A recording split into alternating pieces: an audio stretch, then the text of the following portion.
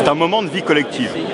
Avant chaque session ordinaire, et la session ordinaire va commencer le 1er octobre, il est traditionnel que les députés des différents groupes se réunissent, et ceux de la majorité, ça a une importance particulière, parce qu'ils se réunissent pour envisager leur planning de travail, la façon dont ils vont mettre en œuvre les textes d'ici le mois de juin prochain, c'est-à-dire la fin de la session. C'est-à-dire que c'est un moment de partage avec le gouvernement, c'est un moment où il y a une hiérarchie, c'est un moment où le Premier ministre vient donner la feuille de route. Et donc voilà, c'est un moment de vie qui permet d'organiser ensuite le travail pendant les 9 mois suivants.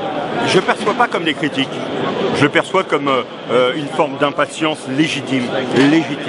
Quand on a été aussi malmené qu'on l'a été pendant les 5 ans qui ont précédé, même les 10 ans, quand le pays est dans un tel état, quand on a peur pour l'avenir de ses enfants, quand on a peur pour son propre avenir, on a un horizon de temps qui est très limité. On veut voir des résultats tout de suite. Et donc moi, je comprendrai toujours l'impatience d'un Français qui me dira « Mais que faites-vous pour changer ma vie ?» Et nous sommes là justement pour dire les mesures d'urgence que nous avons prises, parce qu'il y en a eu beaucoup, et en même temps pour installer cette dimension qui est nécessaire à l'action publique, qui est une dimension de temps.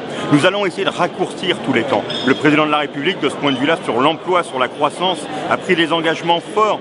Mais dans le même temps, nous sommes en situation, et les journées parlementaires doivent servir à cela, de dire aux Français, l'état du pays était tellement déclassé, était tellement mauvais que nous avons aujourd'hui un travail dont vous vous rendez compte qu'il est difficile. Un retraité, c'est quelqu'un de particulier, c'est quelqu'un qui aujourd'hui touche une pension qui reflète sa vie de travail. Et donc il faut qu'il puisse vivre convenablement, il faut qu'il puisse pouvoir vivre dignement. Or aujourd'hui on voit bien que ces dernières années les retraités ont été particulièrement maltraités et que de plus en plus ils ont eu à affronter la pauvreté. Et donc le débat sur les retraites est un débat clair.